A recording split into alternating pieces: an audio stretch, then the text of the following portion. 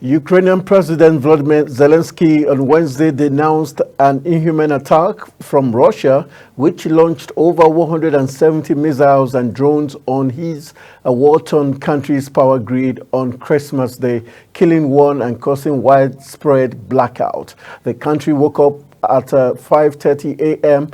To an air raid alarm, shortly followed by Air Force reports that Russia had launched Kalibra cruise missiles from the Black Sea. That's how I make you welcome to today's edition of the program, The Desk on Global Television. Merry Christmas. It's the 25th day of December 2024, and we're excited to be alive, but far away in Ukraine, they are not so happy with the 170 missiles launched by Vladimir Putin. And that's a very sad commentary there, but that's how I make you welcome to the most compelling talk show on TV, The Desk. And I'm not alone on today's edition. I've got the man, one of the finest minds in talk about political analysis and security matters. He's not a person but Dr. Moses Sali, who is spending his Christmas in the next 1 hour with me right here in the live studios. Thank you for joining me on The Desk. Thank you, Tony. I find I'm telling you, I'm very grateful to have you in the studios. Thank you. But let's look at what's playing out in Russia and Ukraine. Does this define how mean Vladimir Putin can be on a Christmas morning and launching 170 missiles? Is that a fair deal when it comes to what's playing out between Russia and Ukraine on a Christmas day? You know, when countries are at war, emotions are kept outside. You see, what you have seen this morning was a surprise attack because it was a season for celebration. Many people were carried away by the Christmas celebration. So he took advantage of that to launch a surprise attack. And if you look at the weather now, it's very, very cold. So people will need to heat their homes so that they can be able to be comfortable in their home. Oh. So he's targeting the power infrastructure to take that away from them. You know, when you are not able to heat your home, you have no choice than to move to where you can find heat because of the cold. And he really wanted them to move out of that territory so that Russia can have a full grip of it. So it was a tactical move. It was a really strategic strike. The essence is to take advantage of the weather. But what of the possibility of dying of cold? Wasn't that factored in? That is the war dimension of the fighting. You know, in warfare, people die, people survive. So what he is hitting is not hitting at people directly. It's hitting at the infrastructure that enable people to live there. So it was a strategic strike. You know, when he hit at the power infrastructure, and then there is no power, you're unable to heat the homes, and the cold does not allow you to stay without heat. So you have no option than to leave. And when you leave, then he put his troops on the ground to take over the territory. That is the essence. All right, let's look at, still talking about the war there.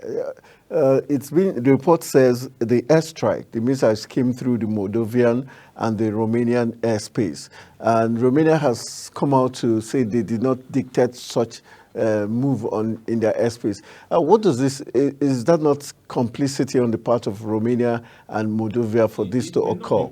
It may not be an act of complicity. But we're talking about missiles through your airspace. It cannot be allowed if if... they do not have the facility to detect such, they won't be able to detect such if they don't have the facility. Before you could conclude on if they saw it or not, have you checked their radar? What is the capability of their radar? Does the radar they have what it takes to detect such missiles flying across their territory? If they don't have it... But is that not also an infringement on the part of Russia on the sovereignty of Moldova and Romania? It is not an infringement. Passing through their airspace. In war, deception is allowed.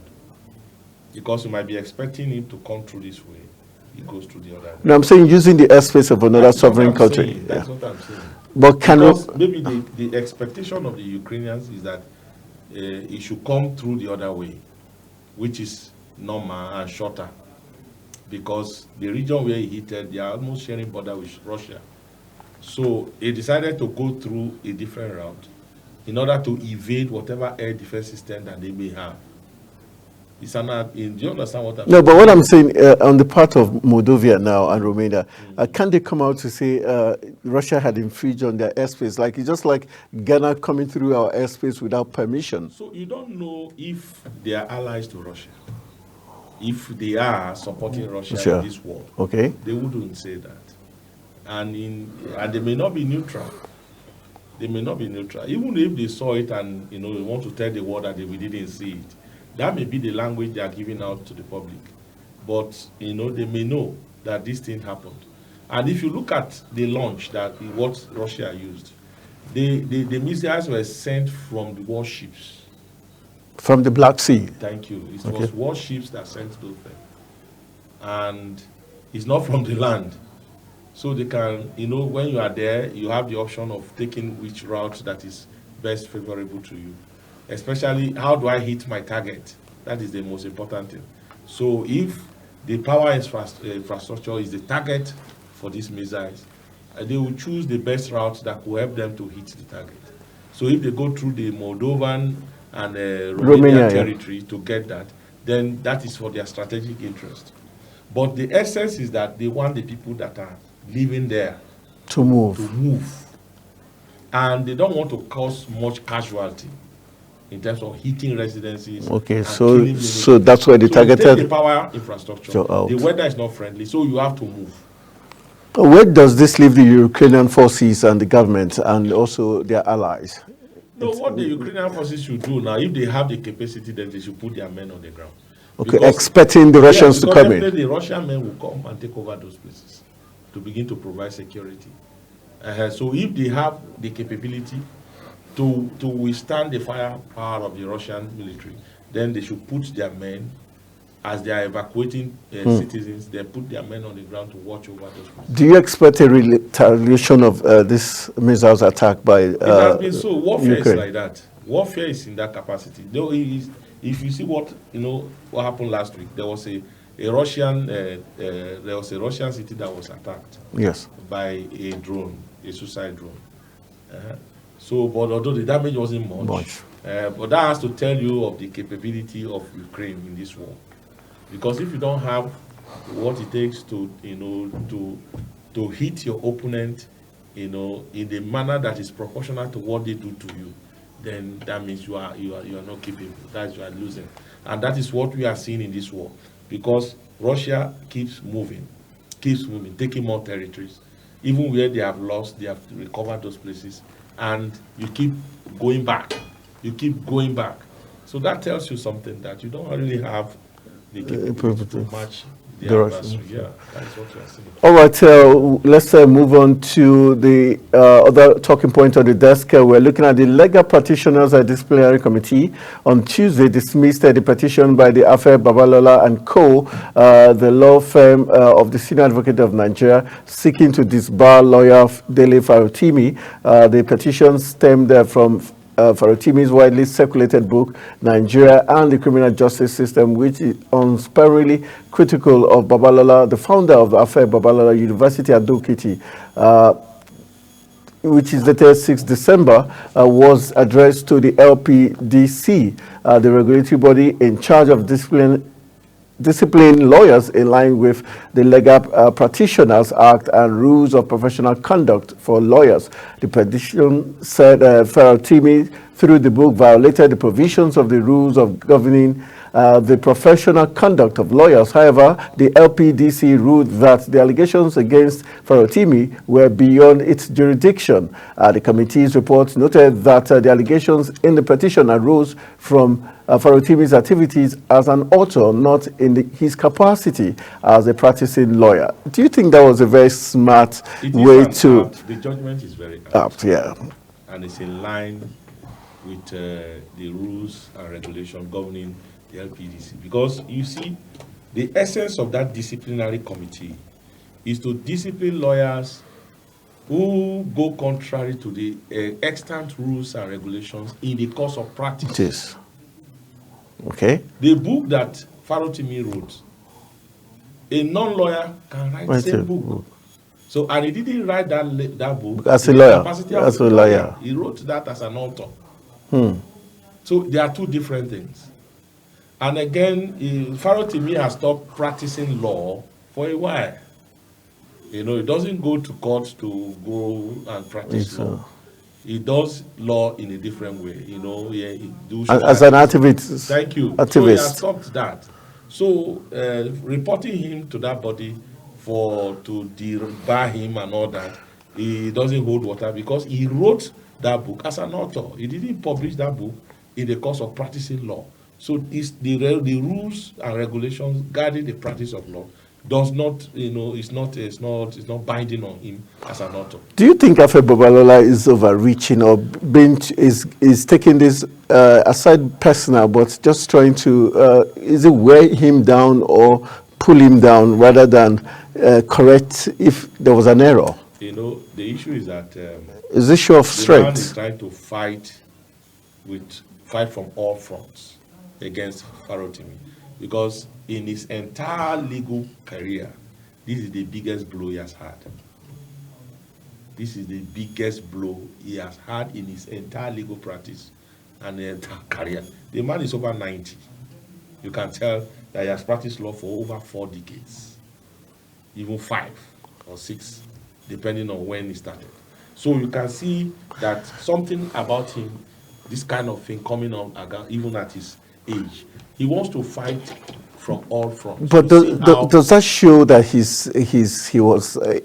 was upright completely if he was truly upright? We have not had people who had the balls to challenge people like that. Yeah, so it does not necessarily mean he was. The first time that someone stood up against him, and the person is very bold and courageous, and the person cited a classic example of a case that he was directly involved. Farotimi was directly involved in that case. So he knows what he's saying. So even after fulfilling his bail condition, what did he say? We're going to get into it. You said he has evidence. That means he has evidence. Okay. And if this man continues to drag Farotimi in the manner which he's doing, and if by the time the prosecution starts and evidence starts coming out, it might lead to the man's early death because of the shame and all kind of things that may come after that.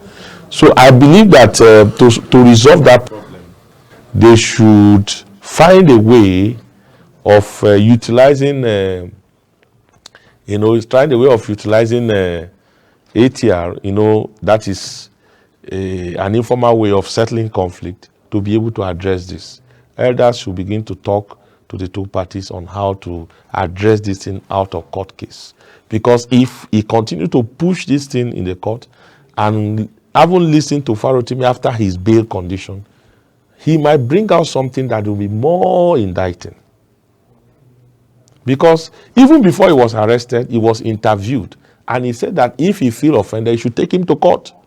Okay, so that's my next question is, why is Afe Babalola reluctant to take it to court where it will be properly trashed out rather than No. You see, the issue is that defamatory cases, they are not criminal cases. But he made because there is a loophole in the Ekiti State Judiciary that criminalizes defamatory. That's why he's utilizing Ekiti. But in other places like Lagos, it's not a criminal case. It's a civil case. Yes. So, and a civil case, he can walk to the court that day and get his bail and go home. In fact, police can just invite him, they can't detain him. But in Ekiti, there is a clause in their law, in their jurisprudence, that criminalizes defamation. That is why he's utilizing that place. So, having fulfilled the bail condition, and he came out with the courage to say, that he is speaking the truth, that he has never lied against anybody. When the court asked him, where did you get your evidence on this case? He may bring it out. And it will be very, very devastating. But if he has the evidence to use against him. At times when somebody is doing research over you, there are certain data that they will have access to that you may not know that they have. That even exists. You may not know. So they have done their research, extensive work, gotten what they require, make a publication. I think the best way to handle this case, it should be out of court. Because if he push this thing the way he's pushing it, and by the time the prosecution starts and evidences begin to fly, it might cause more damage. Because the reputation is trying to protect by trying to fight Farotimi from all fronts might fall before his face. Do you understand what I'm saying? I don't think you... I understand. Where I'm even going to, doesn't this further prove the point that the judiciary, according to statistics by the MBS and other reports, that is truly corrupt? If we're having one of their biggest names... Corruption is in layers. Yes. Corruption is in layers. And if you look at what Farotimi said, he put it squarely at the doorstep of the Supreme Court. Because that case went up to the Supreme Court. Yes. Yeah. And what was he saying? I've read part of that allegation. The hectares of land involved were supposed to be over 500. Okay. But the Supreme Court said it was 10 hectares. It's supposed to be 500. Supposed to be 500 plus hectares. But Supreme Court said 10. 10. So that was the supposed to be 540 something hectares of land. But the Supreme Court's judgment put it at 10 hectares. Okay. So the Afebobola's firm now wrote the Supreme Court, that they should look at it very well and bring it down to 10 hectares. Take it down to 500 or something hectares. Then the Supreme Court now agreed to that. It was there that Farotimi now became interested.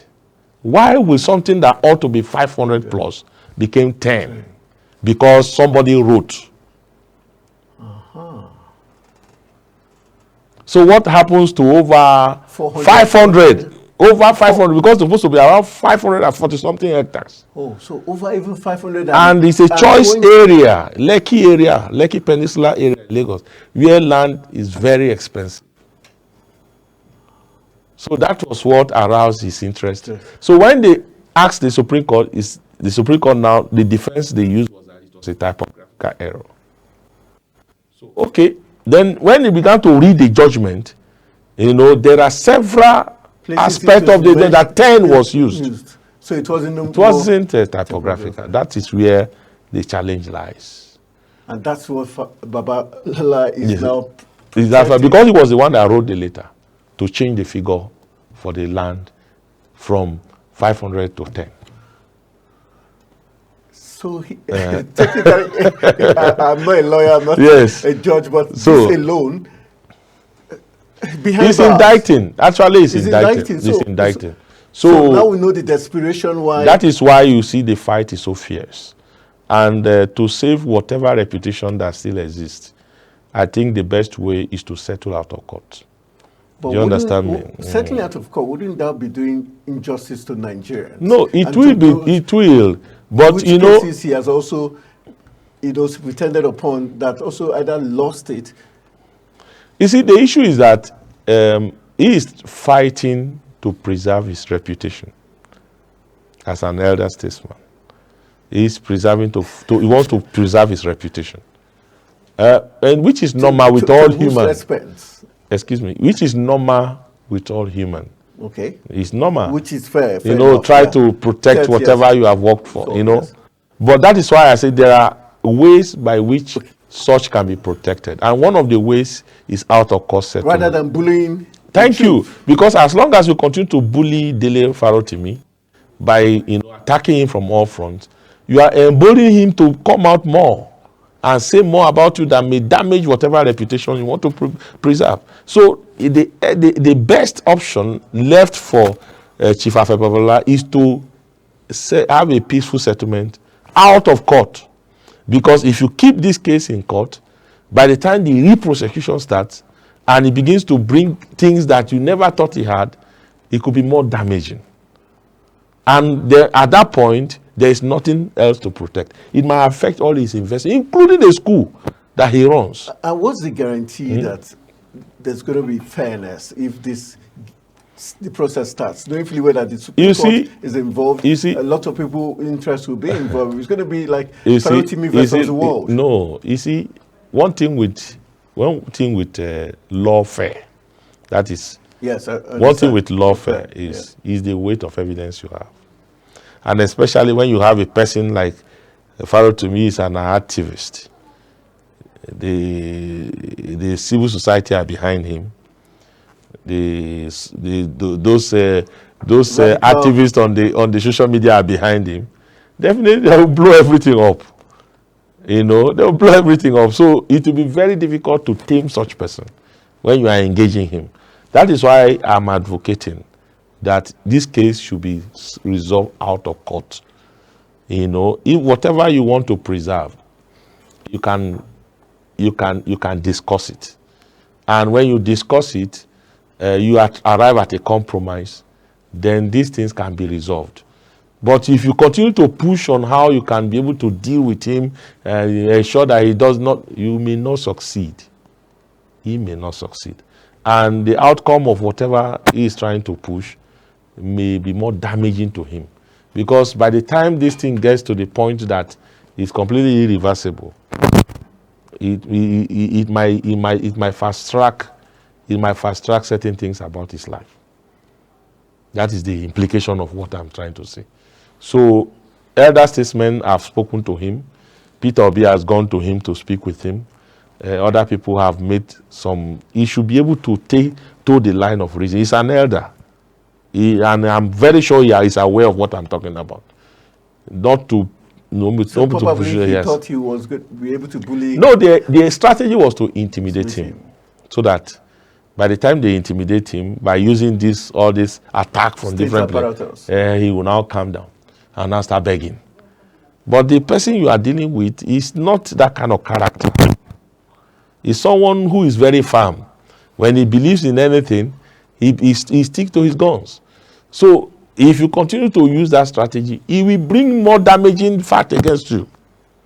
All right, let's see what plays out. But we've still got on the desk another Farotimi insists on allegations against Afe Babalola, is where we're heading next. As activist lawyer Dele Farotimi on Tuesday insisted on the allegations he made against a senior advocate of Nigeria's son, Afe Babalola, in his controversial book, Nigeria and its Criminal Justice System. Farotimi said he has never lied against anybody in his life, stressing that whatever he said about anybody is the truth. He spoke while addressing journalists after regaining his freedom from the Ekiti State Correctional Center. The lawyer was freed after meeting his bail conditions. Doesn't this contravene, because one of the bail conditions was he wasn't going to address the media, but doing this is not tantamount to already infringing one of the bail conditions. And with this statement, it supports what you said earlier on. You know, that is an activist. An activist, he may not have called the media in a formal setting, having a conference, a media conference, talking to them, you know, but it's an impromptu question. So he took advantage of that. Do you understand me? That he might even tell you that he never knew that they were media men, that he was having a chat with those who came to, you know, to provide one support or the other to his release. Will this further aggravate the Afe Babalola side of the camp, or will this scare them more? I think they should be putting on their thinking caps now, and that is why I'm trying as much as I can to, you know, to advocate for peaceful resolution. Because if I haven't put him through all this and he still came out talking the way he sounded,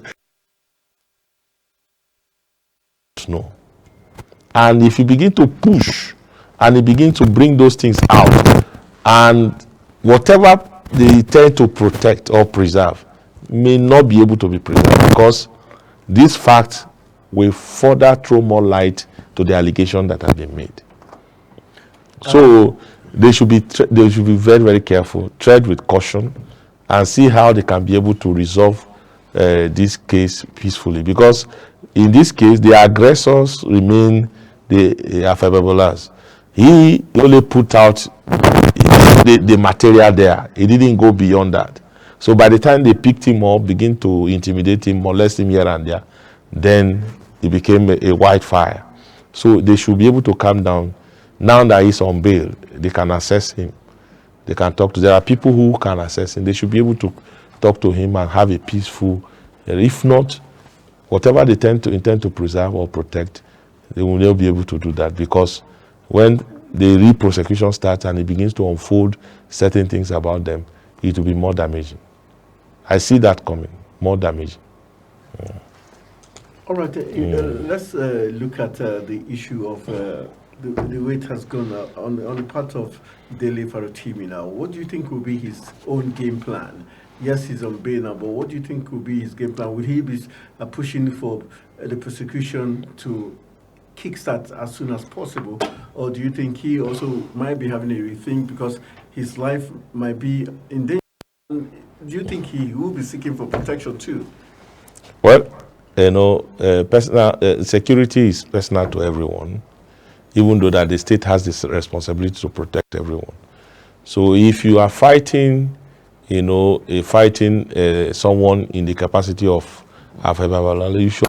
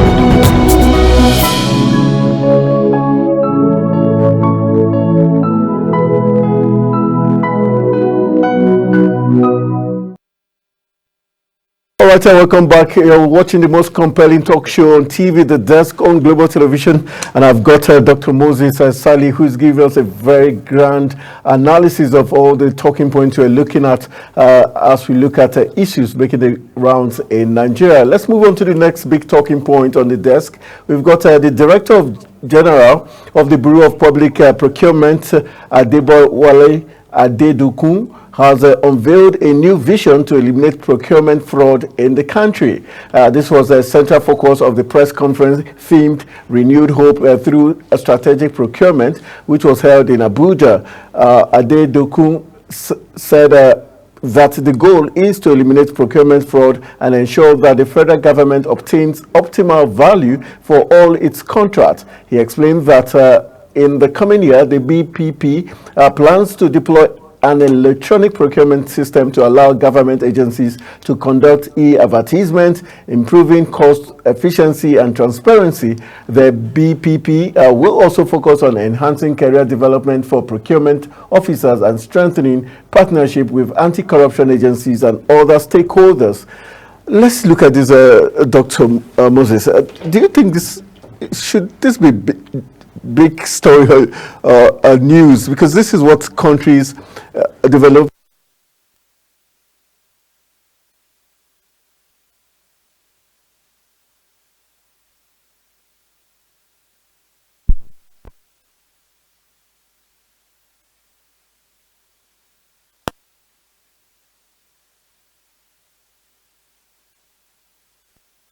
About, I was trying to look at what is novel about that framework.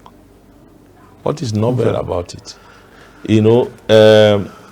If I'd heard something that maybe the framework we are putting out there is AI assisted or something that can help you.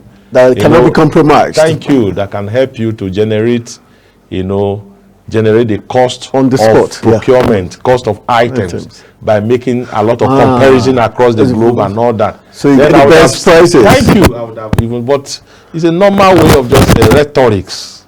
Changing the normal rhetorics of trying to say we are doing something here. I've not seen, the details are not out. In this age where people leverage existing technology to achieve the best, you have not talked about that. You are telling us things that are, even analog. You are saying technology, they remain analog. Because I have not seen anything. Okay, what are you developing? What capacity that your staff have or that they are lacking that you say you want to develop? Because you are bringing a new framework. Those things were not there. Pricing all over the world, there are mechanisms by which you can check. A bag of cement in Nigeria, what is it? A bag of cement in South Africa, a bag of cement in the US, a bag of cement in social places. That can help you to know or have an idea of what is the favorable price for a bag of cement. But AI can help you to bring those things from multiple countries and give you the best advice on which one that is most suitable for you. But you don't have that in that framework. You say you want to leverage this, want to do this, want to do that. But yet, you are not giving us the detail of what you have done. I don't see that as something that we should be fascinating about, because what he is saying, is still, in my own judgment, it still remains what that is existing in that organization. What novel are you bringing? What is novel about the framework? I've not seen. He has not given us the detail. But you see, they come out like this. This is the end of the year. At times, they do things like this to justify their budgetary allocation. To say we have a framework, and when they are considering the budget, the members of National Assembly will look at that. There is a framework here. And the fact that he also mentioned that they'll be working closely with the anti-graft agencies. So does it mean they've not been working with them? That's the question. What we are looking for now is efficiency. How do you leverage existing opportunities for efficiency? Now AI is helping many nations to be able to overcome some of these bureaucratic bottlenecks. That is the reason why Donald Trump appointed Musk. The appointment that Musk is having is like someone who is a secretary, the chief of the civil service in Nigeria. That is what he's giving to Musk. And why is he giving that to Musk? Because of how he has handled this. No, Musk is going to bring technology to overcome some of the bureaucratic bottlenecks that they experience, slowing down their system. So AI will be connected to so many things that will bring efficiency in their public service. Musk is not a public service person. He's not a civil servant. But, so he works But with he has the technology. private He knows that sector. technology can drive so many things within the public sector to make it more efficient. Why are we not thinking in that direction? What have you learned from there that you can use it in the procurement process of your country? So this is where the problem lies. And these things are not difficult. There are tech savvy people among us that can be able to take Do you advantage. think there's a sincere will by government officials and government agencies to actually allow technology and tech to take hold of procurement processes in order for them not to, shortchange the government and the system? Because if they allow it, it means corruption, no more kickbacks and all that. Do you think there's... The government, the Asiwaju government pride itself as a government of reform.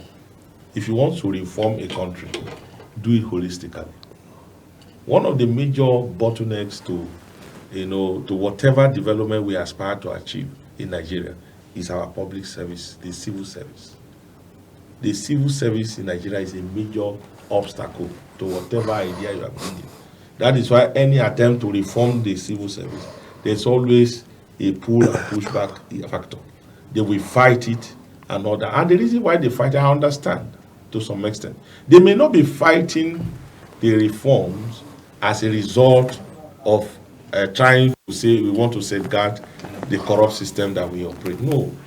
Some of them are outdated. They don't really have the skill. They don't even have the capacity to be able to match up with what we are bringing. So for that reason, they reject it. That may be a major factor.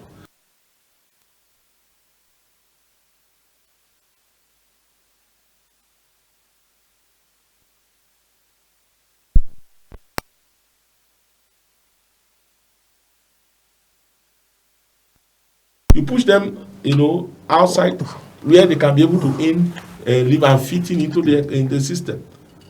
And do you understand me? Employ young people who will be able to be the pilot of this thing to drive it. You have not done that. How do you reform a sector? So the reform is partial. It's partial. Because whatever reforms you are bringing, it is people that will drive it. True. And those people who are going to drive the reform, what is their skill set? Because you are not going to go to other countries to bring people to come and drive this thing. So you must be able to take care of the skill set. Like, for instance, this tax reform bill. You are going to collapse the many regulatory agencies that are generating tax into one. Have you looked at the capacity of those that are going to collect this tax? How are they going to leverage technology to collect this tax? What will they do to block the... You have not done all that, but you are pushing for tax reform bill. By the time they do that now, you see a major gap. Before you cover that gap, there are loopholes for corruption. All right, very sad comment. Let's move on to the next talking point. Talking point is specifically dedicated to a very, very committed journalist who has just passed on. Her name, Rafat Salami, and our heart goes out to her family and also her organization, The Voice of Nigeria. The Voice of Nigeria has monitored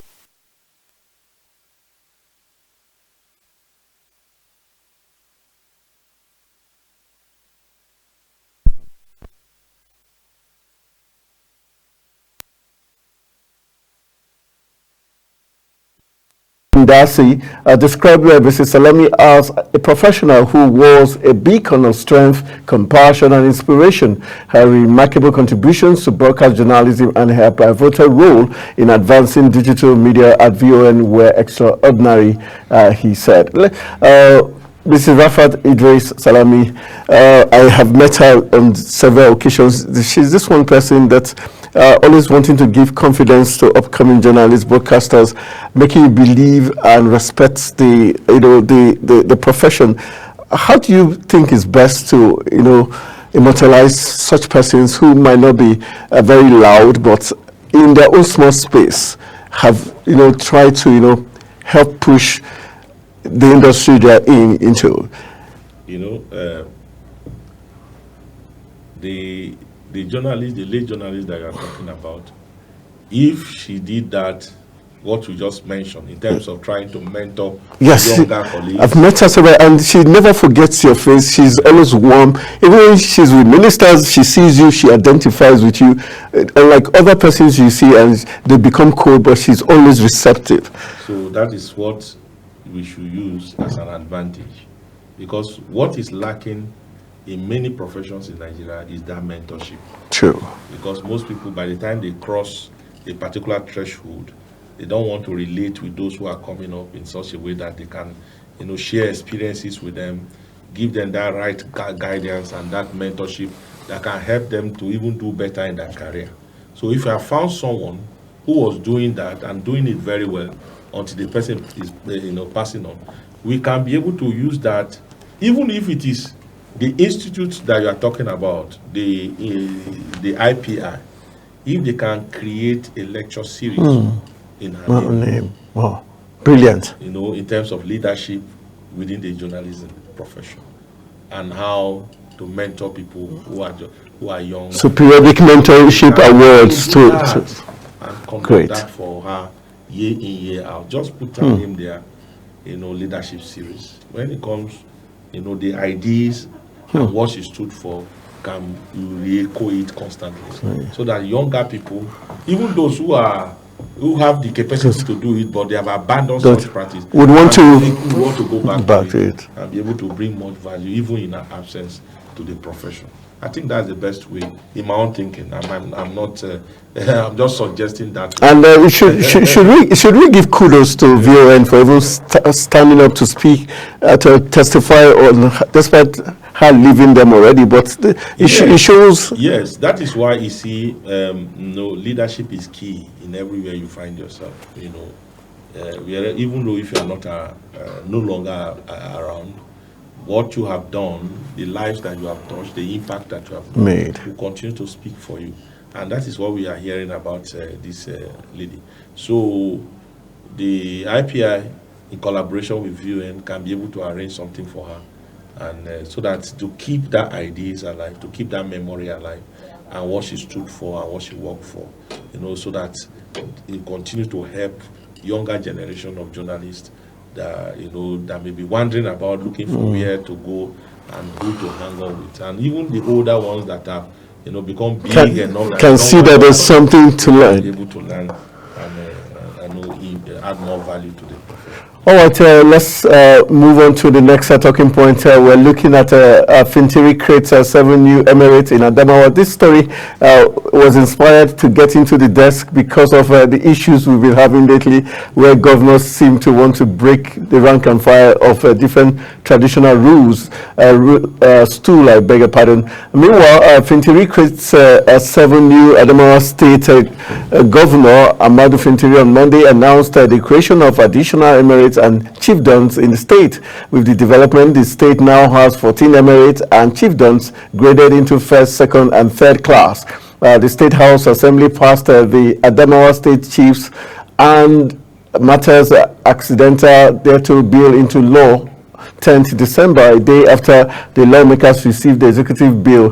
Governor Fintiri assented to the bill on 16th December and announced the new emirate and chiefdoms. The development reduces the domain of the Lamido of Adamawa Mustapha Bakindo from 8 to 4 local government areas, Yola South, Yola North. This was specifically done to weed down the power of Lamido Bakindo. Do you think this rifts between governors and traditional rulers is becoming too often, and the governors probably are now deliberately breaking the powers of traditional rulers? Is that the way to go? I don't think so. I don't think so, because the reason why... But they've had this back and forth between before this creation. No, the reason why we make that kind of a statement is because we have not really taken our time to understand, by digging deep, what actually was in place. In the north, most of the emirs and the emirates in the north were colonial creation. Okay. Although some of them existed before colonialism. But colonialism strengthened the emirate system. And how did that happen? Many communities, many chiefdoms There are many tribes in the north. There are many indigenous people in the north. And they have their peculiar traditional stools. Traditional stools that are peculiar to them, to their culture. But, during the colonial rule, the British were extracting taxes from the locals through the emirate system. Okay. So they collapsed those people under the emirate system. So their indigenous languages, their cultures, everything, some of them started disappearing because the Hausa language now became the standard dominant language for communication. So those people, for years, they have been under that domination.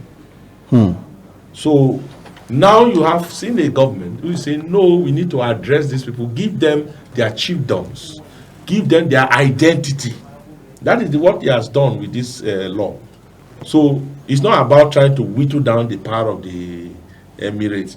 If you are a Fulani man and you are the emir of the Fulanis, then your subjects should be Fulanis. Do you understand what I'm saying? So if you are a baggy man, you are something, you must have your chiefdoms and you must have your chiefs. So that is why they were categorized. First class, second, and third class. So what he has done, I don't see anything that is, so spectacular about it, because that is the right thing. Do you understand what I'm saying? That is the right thing. The right thing has been done. Let those locals that have been agitated, because these are the things that causes communal crisis across the country. Because people, they say they have their king, but their king is subject to another king. So they have issues with that. Then the number two thing that I think I've read a bit of that law is that the state traditional council, the chairman, that's the head of the state traditional council, now rotates. Okay. Rotates. It's no longer a permanent seat for the Lamido, because he has been the one holding that position. So with now, the first class chief, because he is a first class chief, in the cadre of the first class chief, it will rotate. Okay. But it's not only in Adamawa, in other places. Even when Allah Akala was the governor of Oyo State, he did the same thing. The son of Ogbomoso. But it only it costs crisis every time it will, because when you have been enjoying something for years, and now they say no, you are not the only one to enjoy it again. Definitely, you feel bad about it. I think that is what is causing this noise about this law. It's not only there. There are other places where this thing rotates. But I think I'm an advocate of that. Let it rotate so that people will bring their leadership to bear and you see what they can offer. Because if you keep it as a permanent tool for an individual, it will be a source of agitation, especially when you are you have an environment that is, that is complex, whereby there are other chiefs, there are other chiefdoms of equal status, but they are denied the opportunity to lead. So I think I agree with what he has. So, Fintibi, you've got our thumbs up on that, according to Dr. Moses Sali. Let's move on to the next talking point. In the course of the week, we had Mr. President hold his first media chat, and it was indeed very interesting. We're still having the fallout from that media chat, and one of the big talking points is that a former lawmaker representing Kaduna Central Senatorial District, Shehu Sani, controversial man, has slammed President Bola Tinubu for saying he is not interested in probing military spending under his predecessor, Muhammadu Buhari. Sani stated this on a TV program. He recalls that President Tinubu, during the media party, said he won't probe the military expenditure under Buhari. The ex-lawmaker said doing that was tantamount to rewarding license and corruption. According to him, the president's stance was contradictory to his probe of the past activities of the Central Bank of Nigeria, CBN, under embattled its former governor, Godwin Emefiele. This must be spot on. Well, if you would probe Emefiele, why won't you probe the military spending? Is it because there's this alleged deliberate attempt by this government to ensure that the military is happy and everything, they make them happy, giving them everything they need, in order for them not to think towards that direction of what we saw in Niger, Burkina Faso, and Mali? Actually, you see, if you are talking of probing the military spending, there are other mechanisms and organs of government that can do that. For instance, we have the budget for 2025 before the National Assembly. And every department and every ministry will come before the Committee on Appropriation to defend their budget. And certain questions will be asked. What did you do with the previous budget? How did you spend the previous budget? Then why do you now require this new budget that you are proposing? To me, it's a way of probing. It's a way of probing the military or any other government agency. But for the president to say emphatically that he is not after probing the military, to me, it's a way of trying to say, why should I bother myself to do that? Because the reason why I'm saying is that if you look at the military all over the world, because of the kinds of equipment and the expenses that they got, it's very, very expensive. But are we seeing the equipment? What are you talking about? If you are not seeing the equipment, what are they using to fight? And the war is still on. They're not. Definitely, the war will be on. Is that what the president said? 2025 No. elimination of. The war will be on. But if you can see, if you want to be honest with ourselves, we have made a lot of progress, especially the farmers' headers crisis. It has reduced. Is it not because the farmers are no longer going to the farms and the herders are having their way? No. In fact, and that's why we are still having food scarcity. It is now that we are now having more farmers going to the farm now. And that's why we're having more. I'm from the area where we had that challenge. I'm from Benue State. And Benue State was one of the states. Are you from Agatu? Yeah, I mean from Idomaland down there. You know, I'm from Benue State, and Benue State is one of the hotspots for farmers' headers crisis. But now, it has reduced. I'm not saying there are no pockets of that, but it has reduced drastically. And because of that reduction, people are now going to the farm. You may not see the output now, may not be that much, because it takes time for crops to take a process of that. So people are now going back gradually, which is a plus for the military. It was a terrible thing. It was a very terrible thing. But was the comment of Mr. President right? No. Wouldn't it make... if you now begin to probe the military, the implication of doing that is more devastating, because it will affect the morale of those who are fighting. When you begin to, look at how much did you buy this one? Okay, we used 3,000 rounds of ammunition. Where did you use this one? Okay, all right. That's what I'm saying. All right, he's trying to run away from that situation. All right. This how much time is going to take us. We wish we had more time to deal into this matter, because it's of very interest to Nigerians. I want to say a big thank you to one man who has done the yeoman's job, giving us very balanced, deep analysis of all the talking points, even angles we did not see. He brought them to light. He's not that person, but Dr. Moses Sali, a political scientist, analyst. He's everything all in one. Thank you. Always a pleasure having you in the studios. And thank you for the great job you're doing. Thank you so much. All right, my name is Anthony Momodi, saying thank you very much for joining us on this Christmas edition of The Desk. I want to say go out there, celebrate with everyone. Make sure you reach out to the less privileged and have a very great time. I wish you the very best of the 25th. Good evening.